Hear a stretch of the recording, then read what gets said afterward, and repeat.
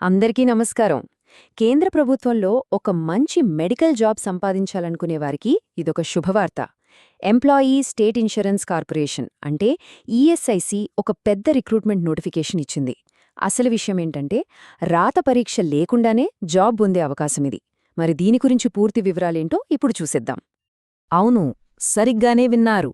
ఈ మొత్తం రిక్రూట్మెంట్లో ఇదే అతిపెద్ద హైలైట్ అని చెప్పొచ్చు. ఎలాంటి రాత పరీక్ష లేదు. అభ్యర్థులను కేవలం వాకిన్ ఇంటర్వ్యూ ఆధారంగానే సెలెక్ట్ చేయబోతున్నారు. సో ఇది చాలా మందికి ఒక గోల్డెన్ ఆపర్చునిటీ. సరే, ఇంత పెద్ద నోటిఫికేషన్ అంటున్నారు కదా, మరి ఇందులో అసలు ఏమేం ఉద్యోగాలున్నాయో ఒకసారి చూద్దాం.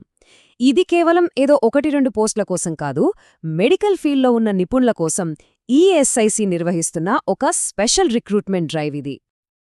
మొత్తంగా ఈ నోటిఫికేషన్ ద్వారా 102 ఖాళీలను భర్తీ చేయబోతున్నారు. మెడికల్ రంగంలో ఉద్యోగం కోసం ఎదురుచూస్తున్న వాళ్లకు ఇది నిజంగా చాలా మంచి నంబర్.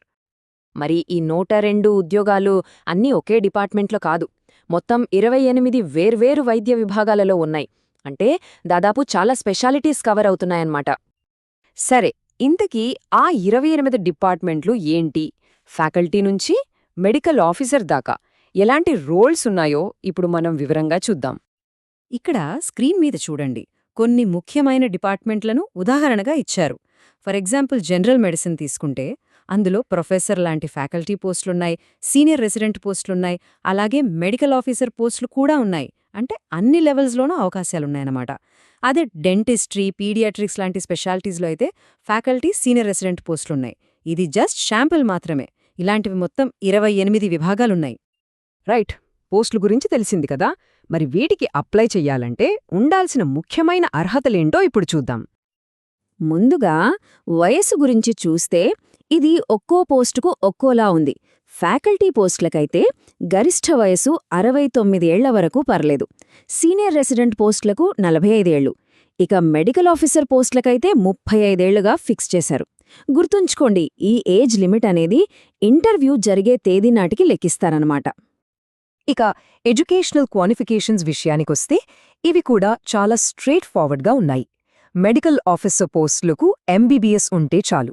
అదే డెంటల్ పోస్టులకు అప్లై చేసేవాళ్లకు ఎండీఎస్ ఉండాలి. ఇక ప్రొఫెసర్, సీనియర్ రెసిడెంట్ లాంటి స్పెషలిస్ట్ పోస్టులకు మాత్రం ఆయా స్పెషాలిటీని బట్టి ఎంసీహెచ్, డిఎం లాంటి సూపర్ స్పెషాలిటీ డిగ్రీలు కంపల్సరీ. ఓకే, అర్హతలు కూడా ఉన్నాయనుకుందాం. ఇక నెక్స్ట్ స్టెప్ ఏంటి? అప్లై చేయడం. మరి ఆ ప్రాసెస్ ఎలా ఉంటుందో ఇప్పుడు స్టెప్ బై స్టెప్ చూసేద్దాం.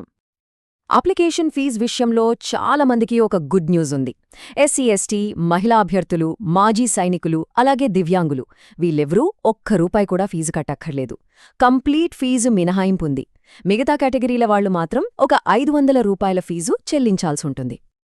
ప్రాసెస్ అయితే చాలా సింపుల్గా, సూటిగా ఉంది. ఎలాంటి ఆన్లైన్ తలనొప్పులు లేవు. ఫస్ట్ ఈఎస్ఐ అఫీషియల్ వెబ్సైట్కి వెళ్ళి అప్లికేషన్ ఫామ్ డౌన్లోడ్ చేసుకోవాలి.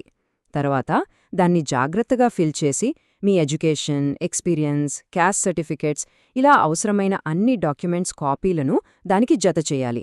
ఫైనల్గా ఆ ఫిల్ చేసిన అప్లికేషన్, మీ ఒరిజినల్ డాక్యుమెంట్స్ అన్నీ తీసుకుని డైరెక్ట్గా వాకిన్ ఇంటర్వ్యూకి వెళ్లడమే. మరి ఇంటర్వ్యూకి ఎక్కడికి వెళ్ళాలి? అడ్రస్ నోట్ చేసుకోండి. హైదరాబాద్ సనత్ నగర్లోని ఈఎస్ఐసి మెడికల్ కాలేజ్ మరియు హాస్పిటల్లో ఈ ఇంటర్వ్యూలు జరగబోతున్నాయి.